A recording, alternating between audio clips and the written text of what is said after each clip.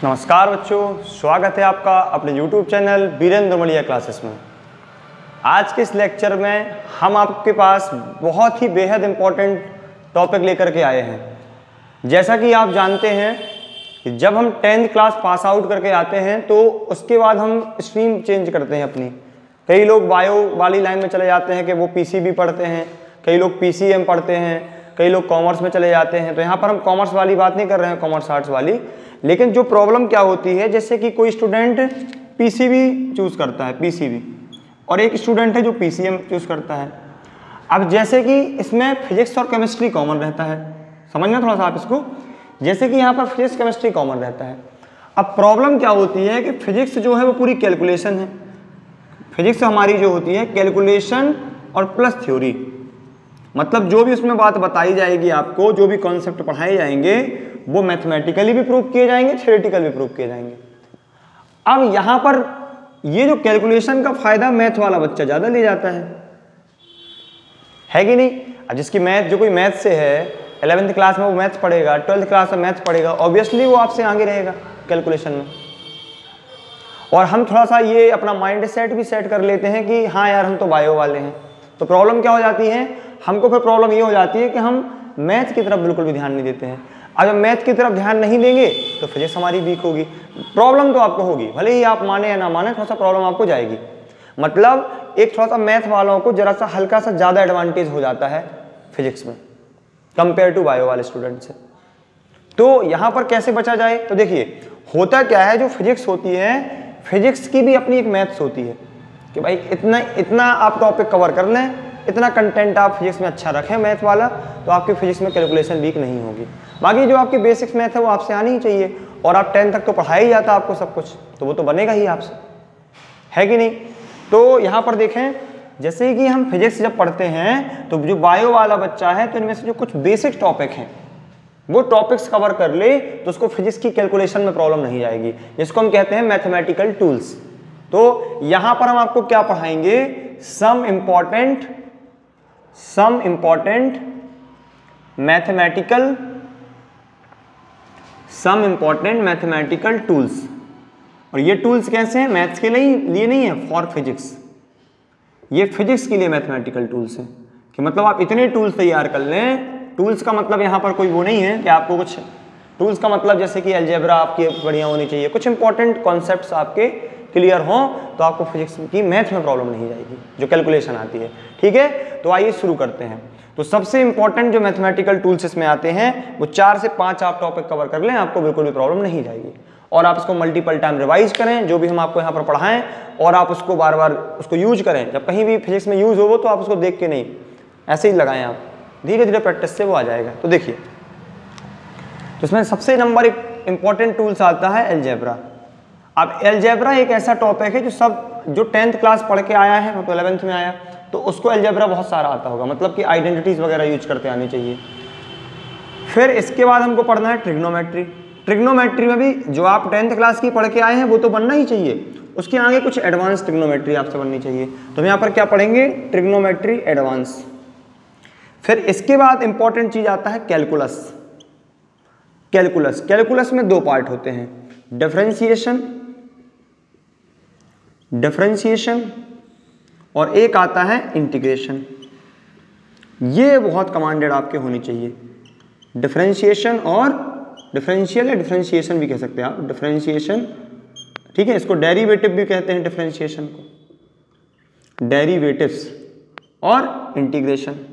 और एक इंपॉर्टेंट आता है आपका लॉगरिथमिक टॉपिक, लॉगरिथमिक, जिसको हम लॉग कहते हैं, शॉर्टकट में हम लॉग लिख देते। तो ये 3-4 इंपॉर्टेंट टॉपिक है मैथ्स में, आप इनको कवर कर लें तो आपको बिल्कुल भी प्रॉब्लम नहीं जाएगी। अब जैसे कि मेंसुरेशन हो गया, मेंसुरेशन में आपको लेंथ, ब्रीथ, हाइट इनका नॉलेज होना चाहिए, 3D शेप का नॉलेज होना चाहिए। कोऑर्डिनेट ज्योमेट्री में आपको कोऑर्डिनेट्स एक्सेस का पता होना चाहिए कि तीनों x, y, z कैसे होते हैं। तो ये बेसिक्स होते हैं, इसमें कोई प्रॉब्लम नहीं आएगी। मेंसुरेशन थोड़ी बहुत आपकी होनी चाहिए क्लियर। जैसे कि ज्योमेट्री है तो ज्योमेट्री के कुछ आपके कॉन्सेप्ट क्लियर होना चाहिए, कर्व क्या होता है, पॉलीगन क्या होता है, रेक्टेंगल का टॉपिक कहीं बीच बीच में यूज होते रहते हैं। बाकी देखो जो भी यहाँ पर यूज कराएगा, जिस भी टीचर से आप पढ़ेंगे तो वहाँ पर क्या प्रॉब्लम, वो जहाँ भी जिस कॉन्सेप्ट को लगाएगा तो वो तो बताएगा ही वहाँ पर। लेकिन आप यदि कमांडेड हैं तो आपको थोड़ा सा एक्स्ट्रा ऑर्डिनरी चीज़ें मिल जाएंगी वहाँ से, है कि नहीं। तो आपको ये 4 टॉपिक ही कंप्लीट करना है, अलजेब्रा, ट्रिग्नोमेट्री, एडवांस कैलकुलस और लॉगरिथमिक। इसमें सबसे इंपॉर्टेंट कैलकुलस, ये आपको हर चैप्टर में आएगा, फिजिक्स में हर चैप्टर में लगभग कैलकुलस आएगा, जिसमें सबसे ज़्यादा इंटीग्रेशन। तो हम यहाँ पर इनका कॉन्सेप्ट भी बताएंगे, क्यों यूज़ होते हैं, इनको बनाया क्यों गया, ये सब बताएंगे आपको। तो चलिए शुरू करते हैं अलजेब्रा से। तो जैसा कि अलजेब्रा क्या है, अलजेब्रा एक मैथ की ब्रांच है जिसमें हम क्या पढ़ते हैं, वेरिएबल और कांस्टेंट के बारे में स्टडी करते हैं। ठीक है, अलजेब्रा क्या होता है, एक मैथ की ब्रांच है जिसमें हम वेरिएबल और कांस्टेंट के साथ स्टडी करते हैं। ठीक है, study of variable and constant, ये कहलाता है अलजेब्रा। मतलब वेरिएबल और कांस्टेंट के साथ डील करेंगे हम इसमें पूरी मैथमेटिकल। अब इसमें आपको कुछ भी ज़्यादा याद नहीं रखना है। अलजेब्रा में आपको ये पता होना चाहिए, like term unlike term, like term पता होना चाहिए, अनलाइक टर्म आपको पता होना चाहिए। अनलाइक टर्म क्या होते हैं, ये लाइक टर्म अनलाइक टर्म आपको क्लियर होनी चाहिए। लाइक टर्म का मतलब ये होता है जैसे एक्स स्क्वायर है, उसके पास एक और एक्स स्क्वायर आ गया तो ये लाइक कहलाएंगे। मतलब इनके वैल्यू से मतलब नहीं, आगे वाली वैल्यू से, पावर और वेरिएबल एक से होने चाहिए। अनलाइक में जैसे मान लो एक्स स्क्वायर है और एक्स लिखा, ये अनलाइक हो जाएंगे। एडिशन और सब्ट्रैक्शन हमेशा लाइक टर्म्स में ही होता है, ये वाली प्रोसेस लाइक में होती हैं। 2 लाइक टर्म्स ही ऐड होते हैं, एक्स स्क्वायर से एक्स स्क्वायर का टर्म्स ही ऐड किया जा सकता है। जैसे एक्स स्क्वायर में 4x स्क्वायर ऐड कर दीजिए, ऐसा नहीं होता कि एक्स स्क्वायर में एक्स ऐड हो जाए, कुछ नहीं होगा। और जो मल्टीप्लाई होता है डिवाइड, मतलब डिवाइड और मल्टीप्लाई, ये क्या होता है, ये अनलाइक और लाइक दोनों के साथ हो जाते हैं, मतलब इसके साथ भी और इसके साथ भी। जैसे आपने पढ़ा होगा कि यदि डिवाइड किया जाता है तो पावर क्या होती है, सब्ट्रैक्ट होती हैं। पावर का क्या होता है, सब्ट्रैक्शन होता है। जैसे मान लीजिए हमने किया x square divided by x की पावर 2, तो आप एक्स को लिखें, 3 में से 2 माइनस कर दें, एक्स इसका आंसर हो जाएगा। यदि यही मल्टी का केस है, थोड़ा हम स्पीड से पढ़ाएंगे, देखिए कंटेंट बहुत ज़्यादा है। यदि एक एक टॉपिक को बहुत ज़्यादा टाइम देंगे तो 4 से 5 घंटे का खुद अपने आप में टॉपिक हो जाएगा, है ना, जो कि आपको बोरिंग लगेगा बहुत ज़्यादा। यहाँ पर हम आपको इफेक्टिव मैथ बताएंगे जितनी काम आनी है, और आपको थोड़ा सा रिकॉल जल्दी जल्दी करना उसको, है ना। देखें मल्टीप्लाई जो हो रहा है, मतलब जब बनने लगे फिर रिकॉल करना। मल्टीप्लाई में क्या होगा, जैसे एक्स क्यूब लिखा, अब आप मल्टीप्लाई कर दें तो यहाँ पर पावर ऐड हो जाती हैं। मल्टी के केस में आपने पढ़े होंगे basic concept of exponent and power, तो एक्स की पावर 5 इसका आंसर हो जाएगा। अब इस पर इंपॉर्टेंट आपको 7 से 8 जो हम आपको ट्रिग्नोमेट्रिक आइडेंटिटीज लिखवा रहे हैं, ये आपसे बेहतरीन याद होनी चाहिए। और लगभग आपने सभी आइडेंटिटीज देखी होंगी, ऐसा नहीं है कि आपके लिए कुछ नया होगा। देखें तो सम इंपॉर्टेंट आइडेंटिटी, उसको लिख करके इसका नोट जरूर बनाएं, मतलब लेक्चर देखने बस से काम नहीं चलेगा। और जिसको पहले से आते हैं तो हाँ वो केवल रिवाइज कर सकता है इसको अपने हिसाब से। देखें ये तो सबने पढ़ी होगी भैया, a + b का whole square equal a square plus 2ab plus b square. अब देखिए जब प्लस की हो तो माइनस की याद नहीं करनी पड़ती, इसके हम आपको टेक्निक बताते हैं। जब किसी में आपको प्लस की आइडेंटिटीज याद है तो माइनस की जरा भी याद ही नहीं करनी है आपको। देखें थर्ड बताते हैं पहले। अब a + b का होल क्यूब में आपको क्या याद करना है, a cube plus b cube plus 3a square b plus 3ab square. अब इसका माइनस का आपको अलग से याद नहीं करना है, माइनस का आपको अलग से याद बिल्कुल भी नहीं करना है, अब ये बता देंगे। फिर एक आइडेंटिटीज होती है a + b, ये बहुत ज़्यादा बार लगती है, a + b a - b, ये तो याद होगी आपको, a square minus b square. इसके बाद देखें सिक्स्थ वाला, एक होती है हमारी a cube plus b cube. देखें ये अलग है, ये अलग है, ये प्लस का क्यूब है, ये क्यूब का प्लस है। इसकी आइडेंटिटीज होती है a + b a square minus ab plus b square. अब जब इसका माइनस का होगा तो हमें याद बिल्कुल भी नहीं करना है ये। अब देखें ऐसा नहीं है कि इसके बाद आइडेंटिटी नहीं होती हैं, आपने ये भी पढ़ी होगी एक 9th क्लास में, a cube plus b cube plus c cube minus 3abc equal a + b plus c a square plus b square plus c square minus ab minus bc minus ca। लेकिन ये कहीं भी नहीं use होगी generally, बहुत ज़्यादा use नहीं होती हैं। ये आपको जो ऊपर 7 बताएंगे नंबर 7 तक की आइडेंटिटीज ये आपको याद होनी चाहिए और डायरेक्टली बिल्कुल याद ही होनी चाहिए। इसमें कोई काम वो नहीं चलेगा, इतना आपके पास टाइम रहेगा और स्पीड से यूज करते आना चाहिए हमसे। देखिए कोई भी चीज़ बनना और टाइम पर बनना दोनों में अंतर होता है काफ़ी, ठीक है। तो देखें अब माइनस, जब प्लस का फॉर्मूला आपको याद है उसी का माइनस बनाना, तो माइनस कहाँ लगा है, बी पर लगा। तो आपको ये याद रखना जहाँ ऑड पावर है बी की वहाँ माइनस लगाना है, बाकी नहीं लगाना है, बस जहाँ बी की ऑड पावर है। तो देखें यहाँ तो बी है ही नहीं, यहाँ बी की पावर 1 है तो मतलब आगे माइनस आ जाएगा। यहाँ बी की पावर 2 यानी इवन है, कोई लेना देना नहीं। अब यहाँ देखें बी की पावर ऑड है तो माइनस आगे आ जाएगा, बी की पावर यहाँ भी ऑड है तो आगे माइनस आ जाएगा, और पीछे इवन है बी की पावर 2 तो कोई प्रॉब्लम नहीं।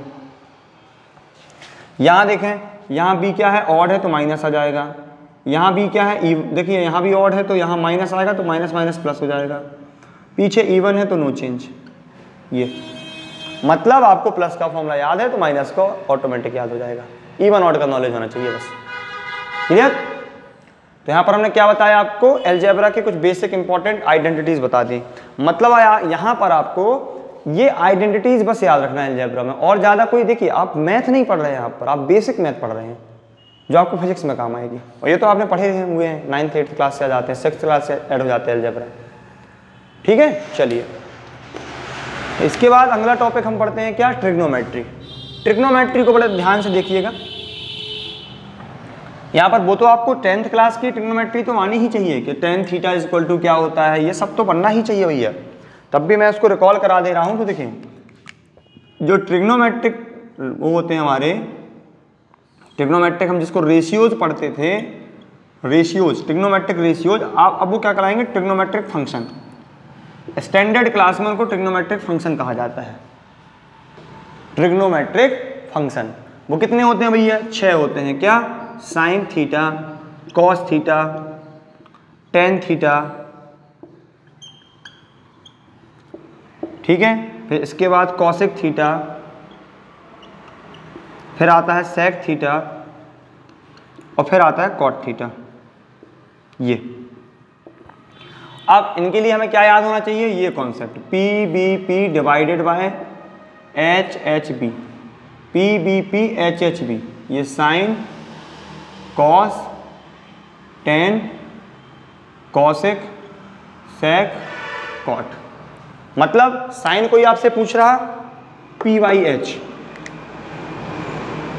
कॉस आपसे कोई पूछ रहा बी वाई एच, टेन आपसे पूछ रहा पी वाई बी, अब कॉसेक आपसे कोई पूछ रहा तो एच वाई पी, सेक आपसे कोई पूछ रहा तो एच वाई बी, और ये आपसे कोई कॉट पूछ रहा तो बी वाई पी। अब आप देख पा रहे होंगे कि साइन का रेसिप्रोकल कॉसेक है, कॉस का रेसिप्रोकल सेक है, और टेन का रेसिप्रोकल उल्टा क्या है, कॉट है। ये तो आपको 10th क्लास में पढ़ाए गए हैं। अब हमें भैया ट्रिग्नोमेट्रिक टेबल याद होनी चाहिए, ट्रिग्नोमेट्रिक टेबल आपको याद होनी चाहिए।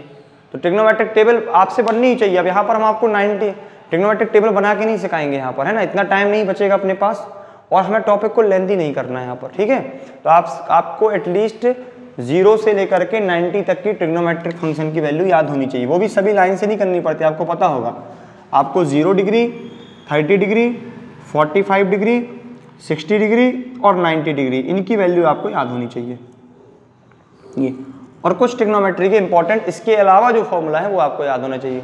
और 3 आइडेंटिटीज जो होती हैं ट्रिग्नोमेट्री में हमारी, कौन कौन सी, sine square theta plus cos square theta equal 1, identity number 1। इसके बाद देखें second identity 1 plus tan square theta equal sec square theta, ये हमें याद होनी चाहिए।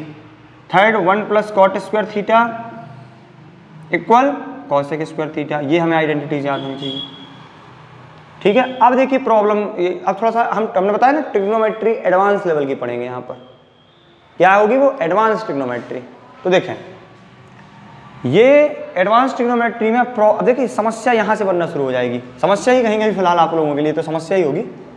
जैसे मान लीजिए हमने आपसे पूछा साइन 180 की वैल्यू बताएं आप, हो सकता है किसी को याद हो, 0 बोल दे, वो अच्छी बात है। लेकिन अब हमने आपसे ये कह दिया, लो साइन 225 डिग्री की वैल्यू बताएं। अब ब्लैंक हो जाएगा माइंड हमारा, ये कौन सी बला आ गई भैया, 225 डिग्री की वैल्यू पूछ रहे हैं, कल आप 250 की पूछने लगेंगे। तो देखिए होता क्या है, हमें यदि 0 से 90 तक का कॉन्सेप्ट याद है, 0 से 90 तक का कॉन्सेप्ट याद है, मतलब वैल्यूज का 0, 30, 60, 45, 90, तो आप कितनी भी बड़ी वैल्यू आ जाए आपके सामने आप निकाल देंगे। तो इसको पढ़ाते हैं हम, ठीक है। चलिए, इससे आपको क्या होगा, कभी भी आप ट्रिग्नोमेट्री की वैल्यू में नहीं फंसेंगे, कितनी बड़ी वैल्यू आ जाए, ठीक है। तो देखें, बस वीडियो को लाइक और दोस्तों में सब्सक्राइब करते चलें, वो शेयर करते चलें, सॉरी, ठीक है, जिससे मैं भी मोटिवेट रहा हूं और आपको बढ़िया से बढ़िया टॉपिक देता रहूं, ठीक है। चले अब देखते हैं ट्रिग्नोमेट्री में। देखिए अब आपको बड़ी से बड़ी वैल्यू निकालना, तो हम आपको एक चार्ट बना के बताते हैं, समझ आइए। अब जो 11th 12th क्लास के जो मैथ्स वाले बच्चे होते हैं उनको ये चीज़ समझाने का तरीका थोड़ा अलग हो जाता है, लेकिन हमें यहाँ पर फॉर्मूला यूज करना सीखना है। यहाँ पर हम आपको मैथमेटिशियन नहीं बना रहे, वो खतरनाक, बिल्कुल बेसिक मैथ सीखना हमें। देखें यहाँ पर होता क्या है, 0 डिग्री, यहाँ पर क्या होता है भैया 90 डिग्री, यहाँ पर क्या होता है 180 डिग्री, और यहाँ पर क्या होगा, सॉरी हाँ सही, और यहाँ पर 270 डिग्री। यदि नीचे ना दिख रहा हो तो यहाँ 270 डिग्री लिखा है, ठीक है। देखें अब यहाँ का जो रेंज होगा ये कहलाता है फर्स्ट क्वाड्रेंट, ये क्या कहलाएगा फर्स्ट क्वाड्रेंट, ये कहलाएगा सेकंड क्वाड्रेंट, ये कहलाएगा थर्ड क्वाड्रेंट, और ये कहलाएगा फोर्थ क्वाड्रेंट।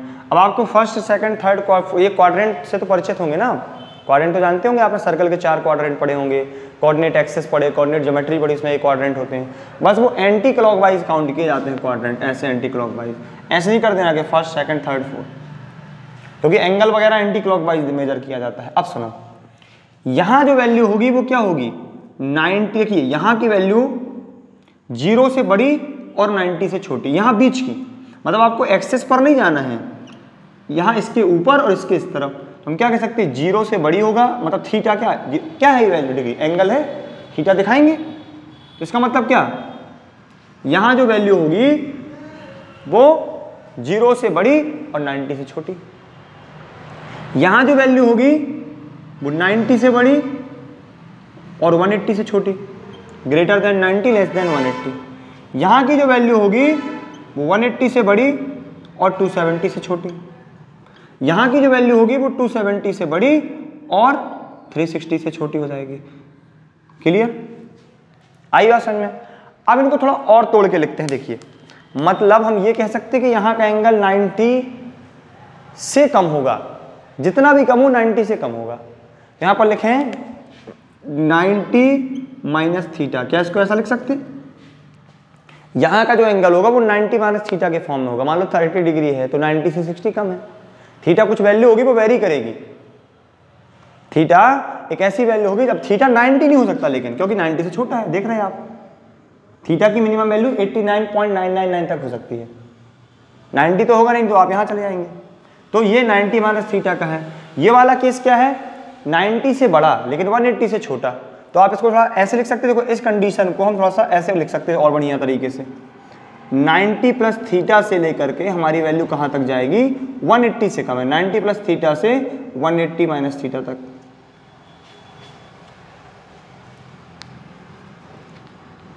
ठीक है, बस अब आप सोचेंगे यहाँ तो आपने थीटा कहा 90 से बड़ा रखना, अब आपने थीटा यहाँ 90 से बड़ा रखा तो ये 180 को क्रॉस कर जाएगा, लेकिन भैया दोनों बातें तो एडजस्ट करनी, थीटा की ओवरऑल वैल्यू, मतलब ये ओवरऑल वैल्यू को हम देखेंगे, ये पूरा इफेक्ट एक थीटा है, मतलब इसकी जो भी वैल्यू आएगी वो 90 से बड़ी आएगी, आप थीटा कितना भी रख दो यहाँ पर। अब आप इसको यहाँ ये नहीं लगा देना कि आप सोचो कि यार ये थीटा आपने कहा 90 से बड़ा तो 90 से बड़ा हम यहाँ रखेंगे, ये इफेक्टिव वैल्यू टोटल आपको थीटा देखना है। जैसे हमने ये बोला कि ये 90 से कम है, तो इसका जो आंसर आएगा वो 90 से कम ही आएगा, थीटा कुछ भी रख दें। तो इस थीटा को ये थीटा एक कंडीशन है, ये इसको एज्यूम करके चलना है, बाकी ओवरऑल आप ये देखोगे 90 माइनस थीटा एक इकट्ठा आंसर होगा, इसको देखो आप, ये ओवरऑल जो आंसर है ब्रैकेट के अंदर का वो कंडीशन सेटिस्फाई कर रहा है कि नहीं। क्या हम इसको यही बोल रहे हैं ना कि इसकी वैल्यू 90 माइनस थीटा के फॉर्म में होगी, मतलब 90 से कम होगी। इसको क्या बोल रहे हैं हम, 90 से ज़्यादा होगी, 180 से कुछ कम होगी, कुछ कम होगी, थीटा कुछ भी हो सकता है वहाँ पर। क्लियर। अब यहाँ पर थीटा आपको यदि आप 1 डिग्री भी रख रहे हैं तो कितना हो जाएगा 179 आएगा कि नहीं। अब आप थीटा में ये कंडीशन सेटिस्फाई करा दें तो आपका दिमाग हिल जाएगा यार कि आप बोल रहे हैं 90 से बड़ा है, यहाँ 90 रख नहीं रहे आप। तो ये थीटा इकट्ठा है भैया, होल, इसको देख रहे हैं थीटा की तरह हम। पूरा एंगल देखो आप, ये 180 से कम होगा कि नहीं।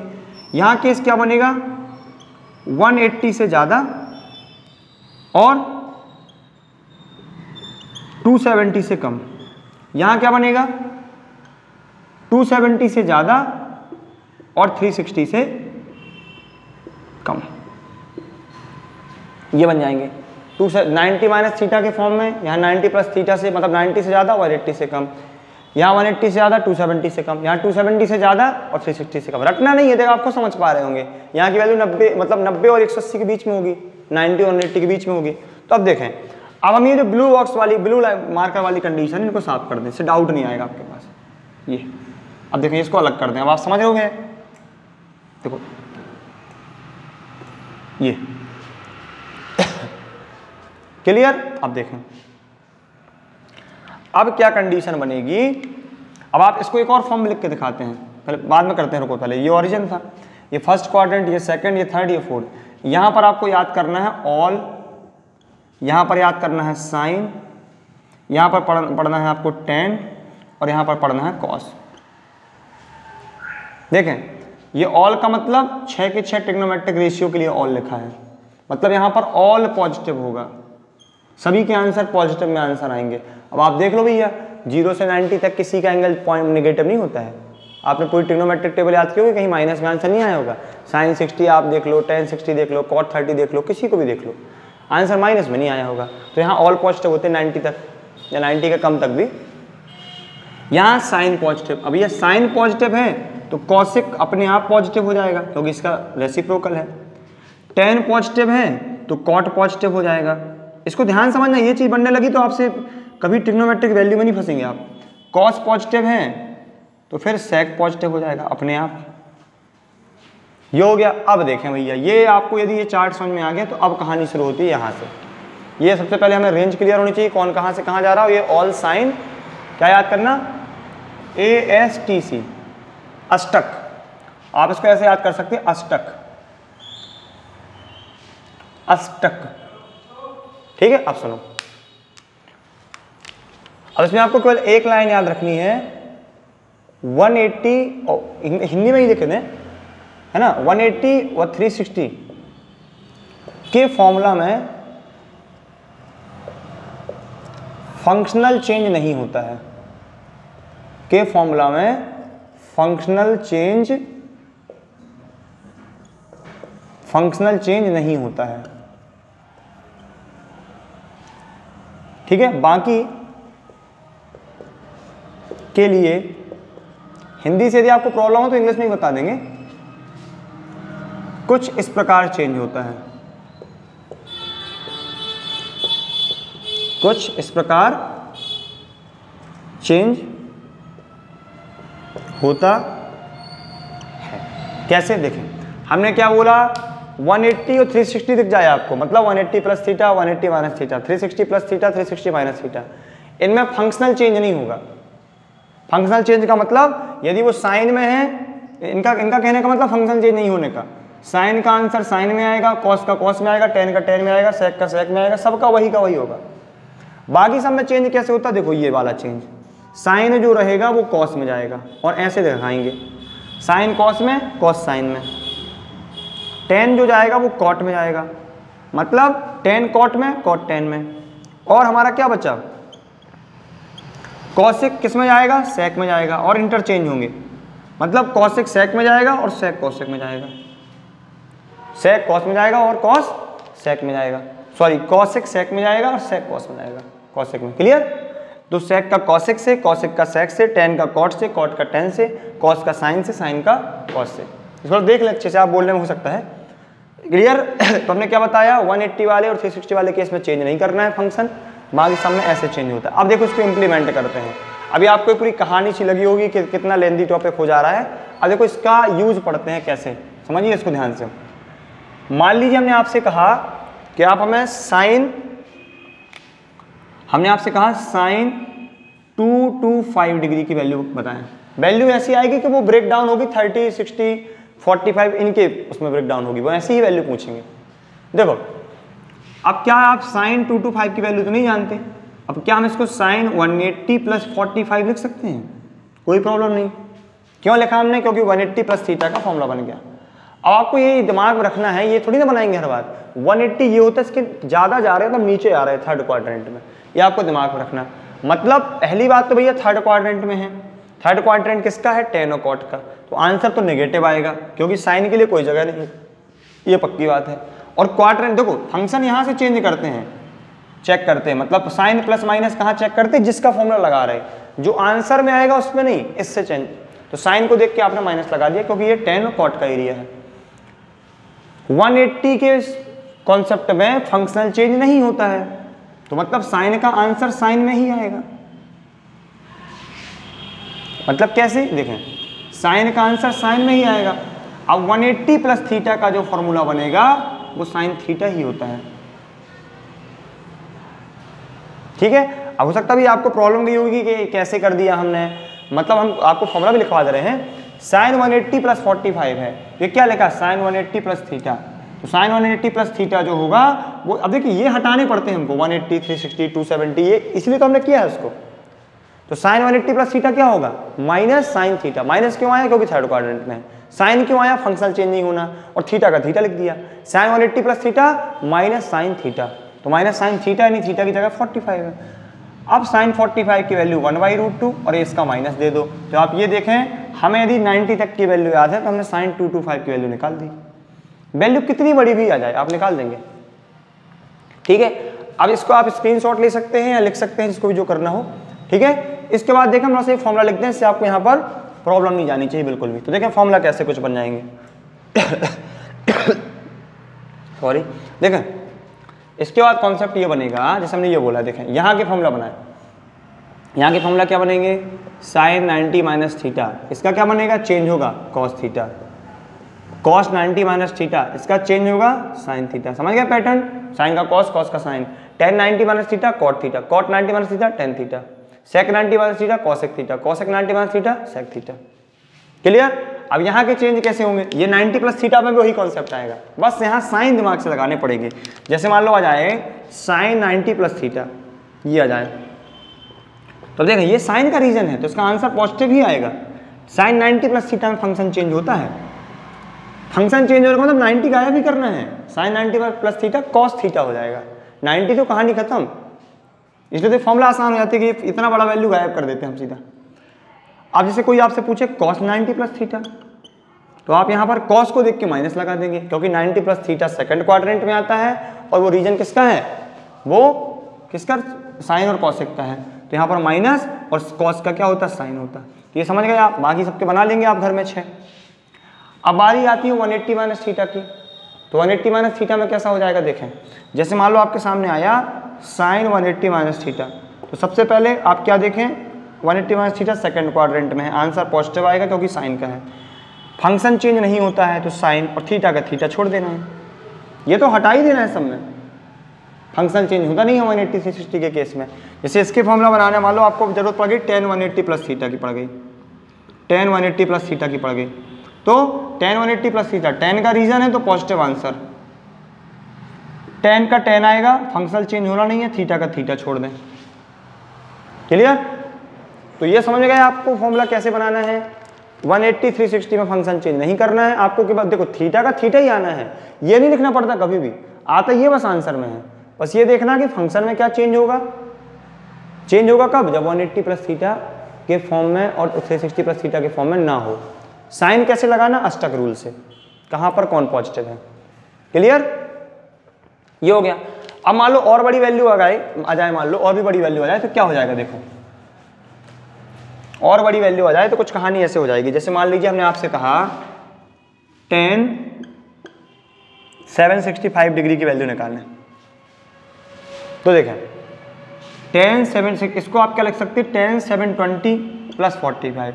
अब आप कहेंगे हम किसको क्या रट के आएंगे घर से कि कितने में क्या ऐड करके लिखना। सुनिए भैया, जब आप यहाँ से घूम के यहाँ आते हैं पूरा ये, तो आप कितना चल के आते हैं? 360 डिग्री। अब 360 डिग्री को आप 2 पाई याद रखना भी आदत बना लें अपनी। देखें पाई का मतलब होता है 180, तो 2 पाई का मतलब क्या हो जाएगा? 360। ठीक है? तो जब आप 2 पाई घूम के आए तो 360 मतलब आप 0 पर आ गए। फिर एक बार आप और घूम के आए कंप्लीट, तो हो गया 720। मतलब ये बताइए 720 में कोई फॉर्मूला लगाने की जरूरत है? हमने आपको कहीं 360 प्लस थीटा का फॉर्मूला लिखवाया? क्यों नहीं लिखवाया? क्योंकि भैया आप 360 आप यहाँ आ गए, उसके बाद जितना भी आप आगे जाओगे तो आप फर्स्ट क्वाड्रेंट में आ गए। वहाँ पर कॉन्सेप्ट क्या लगेगा? कुछ नहीं भैया, वो 90 माइनस थीटा वाला लगा सकते हैं आप, लेकिन आप माइनस थोड़ी ना लिख रहे हैं, आप प्लस में लिख रहे हैं। तो भैया ये बताओ, आप इसको 0 मान लें ना, इसको 0 मान लें, मतलब वो आंसर लिखा है केवल 1045। अब आप कहेंगे फंक्शनल चेंज क्यों नहीं हुआ?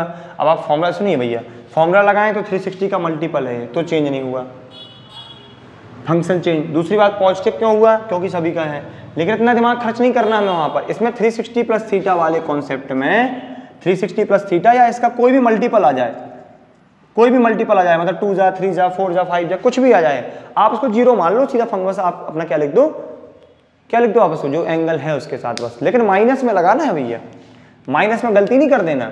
जैसे मान लो ये क्वेश्चन हमारा होता,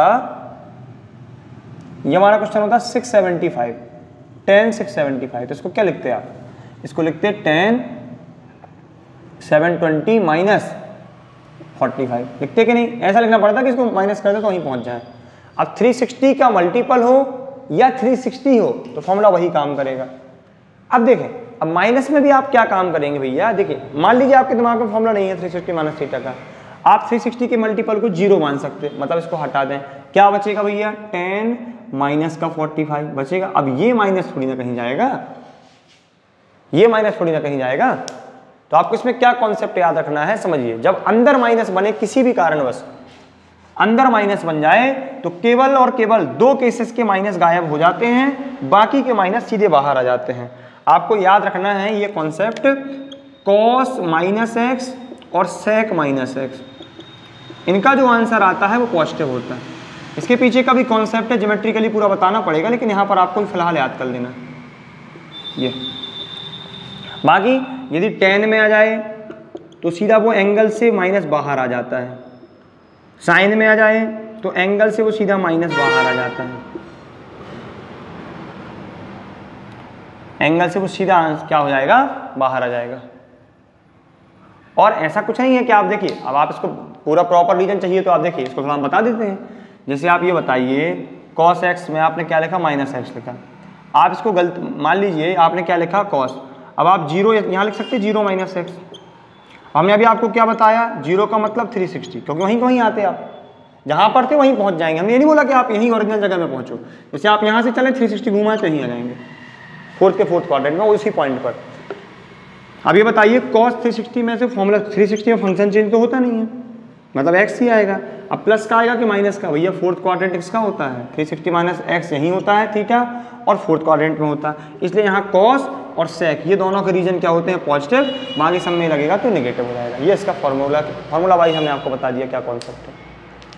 क्लियर? तो आप इस कॉन्सेप्ट से बड़ी वैल्यू आप कैलकुलेट कर सकते हैं, और ये चीज़ आप जब कमांडेड होंगे, जब आपके पास बहुत ज़्यादा इसकी प्रैक्टिस होगी, बहुत ज़्यादा आप इसकी प्रैक्टिस करेंगे तब बनेगा, नहीं तो आपको ये फ्लो चार्ट ही समझ में आ जाए, बड़ी बात है। क्लियर? आप प्रैक्टिस करें, इसको लगाते रहें, बनने लगेगा आपसे। अब इसके बाद देखिए कुछ और इंपॉर्टेंट फॉर्मूला होते हैं ट्रिग्नोमेट्री के जो आपको याद करने हैं, कुछ बहुत कम ही इंपॉर्टेंट, ज़्यादा नहीं, बहुत कम थोड़ा सा, जैसे कि और जो काम आएंगे आपके लिए। जैसे देखिए ये फॉर्मूला आपको लिख के बढ़िया बेहतरीन याद करना है इनको, और इसके बाद ये ट्रिग्नोमेट्री वाला कॉन्सेप्ट अपना एडवांस ट्रिग्नोमेट्री का खत्म हो जाएगा। अब देखिए हमने स्टार्टिंग में आपसे कहा था कि हम इसी में इंटीग्रेशन और डिफरेंशिएशन बता देंगे, लेकिन प्रॉब्लम क्या होगी कि लेक्चर बहुत ही ज़्यादा लेंथी हो जाएगा फिर, क्योंकि इंटीग्रेशन डिफरेंशिएशन कम से कम 40 मिनट का टाइम लेंगे, कितना भी उनको डिटेल वो आराम से पढ़ा दिया स्पीड से। क्लियर? तो देखें, तो यहाँ पर हम ट्रिग्नोमेट्री, फिर अगला जो हम पार्ट 2 डालेंगे बेसिक मैथ का, जो अपनी फिजिक्स में काम आने वाली है, उसमें आपको पढ़ा देंगे कैलकुलस, डिफरेंशिएशन, इंटीग्रेशन और लॉगरिथमिक। ठीक है? चलें, आपको कुछ फॉर्मूला याद रखना है। Sine 2 theta equal 2 sine theta cos theta, कुछ बेसिक फॉर्मूला याद रखना है। Cos 2 theta equal 2 cos square theta minus 1। Tan 2 theta equal formula याद रखना है 2 tan theta upon 1 minus tan square theta. ठीक है? आप 3 वाले भी होते हैं साइन 3 थीटा के, लेकिन यहां पर आपके 2 थीटा वाले बहुत ही ज्यादा यूज होते हैं, तो आपको यही याद करना जिससे वर्डन ना लगे। अब एक फॉर्मूला होता है जब आपका फंक्शन प्लस में हो, साइन ए प्लस बी, एक होता है साइन ए माइनस बी। अब यहाँ पर वो अलजेब्रा नहीं लगाने लगना आपकी, साइन ए प्लस बी है तो साइन ए प्लस साइन बी कर दें, ब्रैकेट ओपन कर दें, ऐसा नहीं होता है। अंदर वाली वैल्यू एंगल है, बाहर वाला फंक्शन है। फिर एक होता है कॉस ए प्लस बी और कॉस ए माइनस बी, ये हो गए। इसके बाद देखें और फॉर्मूला, एक बनता है टेन ए प्लस बी और टेन ए माइनस बी। फिर इसके बाद बनते हैं हमारे ये वाले formula, sine C plus sine D. अब सोचेंगे आप ए बी सी डी में कैसे चले गए, अलग करने के लिए एक फॉर्मूला हमारा बनता है sine C minus sine D. एक फॉर्मूला बनता है हमारा cos C plus cos D, और एक बनता है cos C minus cos D. और भी two sine A sine B two, ये बहुत सारे फॉर्मूला बन रहे हैं। तो इसकी जो सीट होगी वो आपको हम दे देंगे, बाकी आपको कुछ इतने ही फॉर्मूला याद रखना है, इससे आपको प्रॉब्लम ज़्यादा नहीं जाएगी। क्योंकि देखिए ज़्यादा फॉर्मूला याद करने में देखो जो यूज़ होता जाएगा आप उसको याद करते जाइएगा, बीच में आता जाएगा, बाकी ज़्यादा फॉर्मूले एकदम से याद नहीं होंगे। ठीक है, तो देखें साइन ए प्लस बी में क्या करना है आपको, एक बार साइन को ए दो, कॉस को बी दो, फिर प्लस लगाओ, फिर साइन को बी दो, sine A cos B, sine B cos A. फिर क्या करें, एक बार इसी फॉर्मूले को लिखें, बस बीच में माइनस लगा दें, साइन ए कॉस बी, यहाँ प्लस का कर दें minus sign B cos A. फिर यहाँ क्या करें, कॉस वाले में दोनों में कॉस आएगा, कॉस ए कॉस बी, बस प्लस वाले में माइनस आता है, साइन ए साइन बी, और यहाँ माइनस वाले में प्लस आएगा। कॉस का थोड़ा अलग ही नाटक चलता है, कॉस के फॉर्मूला अच्छे से याद करना है, हालांकि इसके पीछे कॉन्सेप्ट होता है, लेकिन यहाँ पर आप इसको नाटक ही समझेंगे और क्या। ये इसके बाद टेन ए प्लस बी का, tan A plus tan B upon 1 minus tan A tan B, ये आता, इसमें ऊपर माइनस कर दें और जहां माइनस का प्लस, प्लस का माइनस एक्सचेंज कर दें।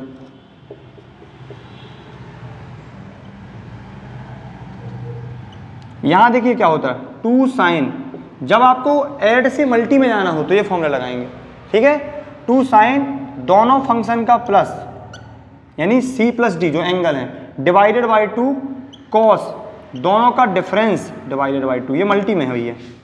इसके बाद क्या होगा, यहाँ पर इसमें पहले कॉस आ जाएगा, टू कॉस दोनों का plus divided by two sine दोनों का माइनस डिवाइडेड बाई टू। आज बताया ना कॉस वाले क्वेश्चन में अलग ही ड्रामा चलता है। तो cos C plus cos D में क्या आएगा, only cos cos, two cos दोनों का प्लस बाई टू, कॉस दोनों का डिफरेंस बाई टू। देखो ये कॉमन है सब में, प्लस दोनों का प्लस अपॉन टू, दोनों का डिफरेंस। अब कॉस कॉस में यहाँ दोनों में साइन आ जाएगा, टू साइन दोनों का प्लस अपॉन टू साइन, और ये देखिए हम अलग मार्कर से लिख रहे हैं, थोड़ा अलग ही होगा वो। देखें ये जो बात है इसमें पीछे वाले एंगल से आगे वाला एंगल माइनस करना है, सी माइनस, इसको बहुत अच्छे से याद रखना, नहीं तो गलत साइन का इफेक्ट आ जाएगा। यहाँ होता है D minus C by two, C minus D by two नहीं होता है। ठीक है, तो हमने यहाँ पर इस लेक्चर में आपको क्या बताया कि जो भी बेसिक फॉर्मूला होते हैं ट्रिग्नोमेट्री के, अलजेब्रा के, इनका फ्लो चार्ट कैसे यूज करते हैं, और इसमें जो हमने आपको वो formula 10 180 plus theta 270 minus theta ये सब नहीं लिखवाए हैं, तो इसका हम बढ़िया PDF बना के इसमें डिस्क्रिप्शन में डाल दिया जाएगा, तो आप उसको वहाँ से पढ़ सकते हैं, है ना। और यहाँ पर हमने आपको बेसिक अलजेब्रा और ट्रिग्नोमेट्री के बारे में पढ़ा दिया है। नेक्स्ट लेक्चर में हम कोशिश करेंगे कि एक ही लेक्चर में कैलकुलस और लॉगरिथमिक फिनिश हो जाए। इसके बाद यहाँ तक पढ़ने के बाद ये जितना भी आपने पढ़ा है अलजेब्रा और ट्रिग्नोमेट्री, आप ट्रिग्नोमेट्री वाली गलती बिल्कुल भी नहीं करेंगे फिजिक्स में। ट्रिग्नोमेट्री पर बेस्ड जो भी क्वेश्चन बनेंगे, जो भी कॉन्सेप्ट आएंगे, वो आपसे 100% बनेंगे। बस आपको क्या करना है, इसको जितना भी हमने आपको पढ़ाया है उसको पढ़ना है, मल्टीपल टाइम रिवाइज करना है और मल्टीपल रिसोर्सेज यूज नहीं करने हैं। ठीक है, जिससे आपको एक ही कॉन्सेप्ट एक ही जगह से मिलेगा, है ना, तो आपको क्लियर हो जाएगा। तो आई थिंक आपको लेक्चर बहुत बढ़िया लगा होगा। यदि आपको लेक्चर बढ़िया लगा हो तो वीडियो अपने चैनल को सब्सक्राइब और वीडियो को लाइक और दोस्तों में शेयर करते रहें। धन्यवाद।